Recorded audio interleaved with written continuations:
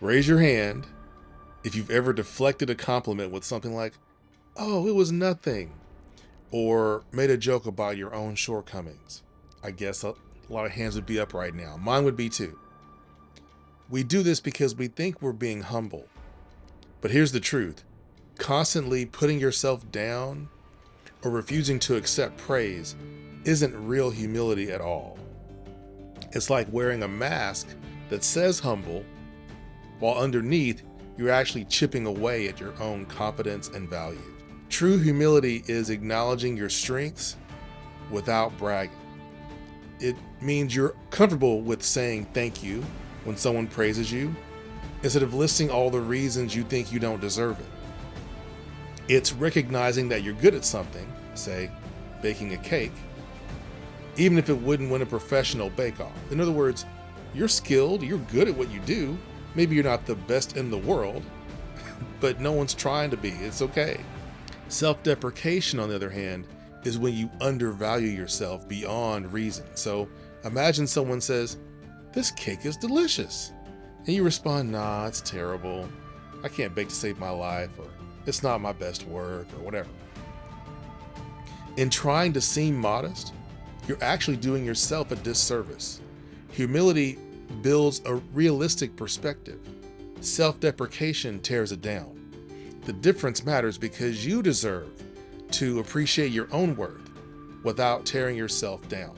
We all admire a down-to-earth person, but sometimes in an effort to appear the opposite of arrogant, we tumble into what I call the self-deprecation trap. That's when humility goes off the rails and turns into a habit of putting yourself down. It's like that friend who can't take a compliment.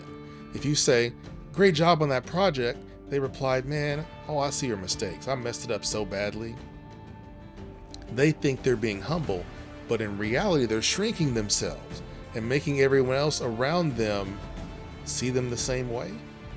Does that sound familiar? Maybe you've done the same thing. Excessive self-deprecation isn't just untrue, it's harmful. For one thing, you might start believing it. If you say, "I'm no good at this" enough times, your brain starts to accept that as a fact. Think of the student that says, "I'm terrible at math," and they say it so often that they stop trying altogether, even when they could improve with practice. Or if a friend constantly calls themselves boring or useless, you rush to tell them that's not true, right? We should give ourselves that same kindness.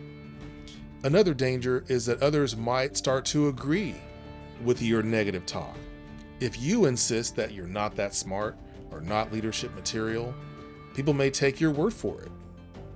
You might miss out on opportunities because others believe your low opinion of yourself. It's a self-fulfilling cycle. Worst of all, self-deprecation masquerades as humility, so you might not realize how much it's undermining you. Real humility never requires you to dim your light or pretend you're less capable than you are. So let's step out of this trap and see how to lift yourself up instead. At this point, you might wonder, okay, I don't want to put myself down, but I also don't want to become a bragging egomaniac. How do I find the balance? Great question. The answer lies in confidence with a dose of kindness. Being confident doesn't mean you have to strut around like you're better than everyone. That's arrogance. In fact, true confidence is often quiet and steady. It's a calm inner voice that says, "I've got this, I know this, I can do this," without needing to shout it from the mountaintops. So picture two people about to give a presentation. One person, let's call him Alex Arrogant, walks in boasting, "This will be the best presentation you've ever seen. I'm an expert." He might get the job done, but he's also dismissing everyone else. The other person, we'll call her Hannah Humble, smiles and says, "I'm excited to share what I've learned, and I hope it helps you."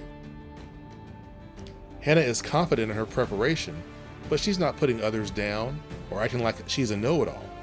The difference? Alex wants to outshine others. Hannah wants to shine while lifting others up. The right kind of confidence actually invites others in. You stand tall, not to tower over people, but to offer a hand and pull them up with you. You can acknowledge your skills. Yes, I'm good at this. Yes, I'm proud of the hard work that I put in, without sliding into arrogance, which is, I'm the best, there's nothing left for me to learn, I'm better than all of you. Remember, confidence is believing you can do it. Arrogance is believing you're the only one who can do it. So stay curious, listen to others, and you'll exude confidence while keeping your humility intact. It's one thing to understand the value of confidence and humility, but how do you actually practice it? Good news. You can develop your self-confidence and remain humble at the same time. Here are 5 actionable steps to get you started. Number 1, challenge negative self-talk. Pay attention to that little voice in your head and push back when it whispers, I can't do anything right. Replace those self-put-downs with encouragement. For example, instead of thinking, I messed up because I'm no good, tell yourself, I made some mistakes, but I learned from them for next time. Be as kind to yourself as you would be to a friend. 2, practice accepting compliments. This might feel awkward at first, but it's powerful. The next time someone praises you, resist the urge to downplay it. Simply say, thank you, without tacking on any self-criticism. Just smile and accept it. By doing this, you train yourself to acknowledge your strengths. Bonus, give compliments to others too, authentically of course, because lifting others up keeps you humble and spreads positivity. 3, celebrate your wins, big and small. Get in the habit of recognizing your achievements.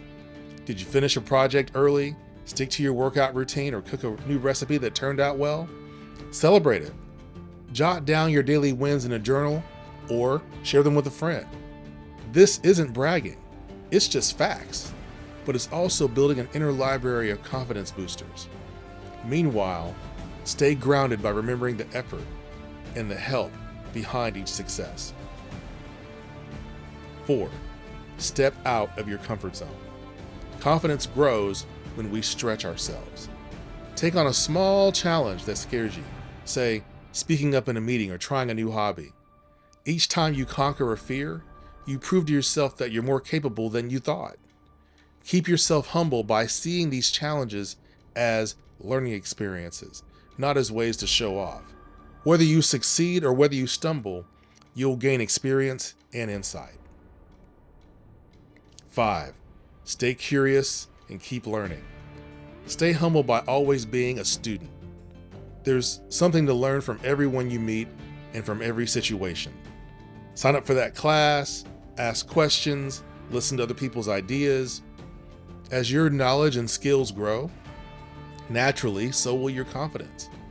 At the same time, admitting that you don't know it all will keep your ego in check and your mind open. Put these steps into practice in your daily life. Over time, you'll notice a shift. You'll stand taller, speak clearer, and feel proud of who you're becoming. And you'll still be the same down-to-earth person you've always been, just a more confident version of yourself. I want to speak directly to you, especially if there's still a tiny voice of doubt in your mind. You have to know that you've got so much potential inside of you. Maybe you don't always see it, but it's there, waiting for you to give it a chance. Here's what you need to remember. You're capable, you're worthy, and you can do amazing things without losing the humility that makes you, you. Think about all the times you held back because you feared looking arrogant or because you were afraid of failing. Those days are gone. Starting today, promise yourself this: no more shrinking, no more playing small, and no more apologizing for your strengths. Stand tall. Own the skills and talents that you've worked hard to develop. Own the gifts that you've been given by God. When you achieve something great, embrace it. Pat yourself on the back and say, yes, I did that. And when it's someone else's turn to shine, cheer them on just as loudly. Remember, confidence isn't about being perfect or better than anyone else. It's about trusting yourself and knowing that you have value. And humility isn't about being a doormat. It's about staying respectful and grateful. Combine the two and you become unstoppable. You become someone who inspires others just by being yourself. So go ahead, step into that spotlight when it comes your way. Speak up for your ideas. Try the things that scare you and watch how you grow. And through it all, keep your feet on the ground and your heart in the right place. You can be both bold and humble. That balance will become your superpower. So, take a deep breath, get out there. The world needs humble people, but confident people like you. You've got this.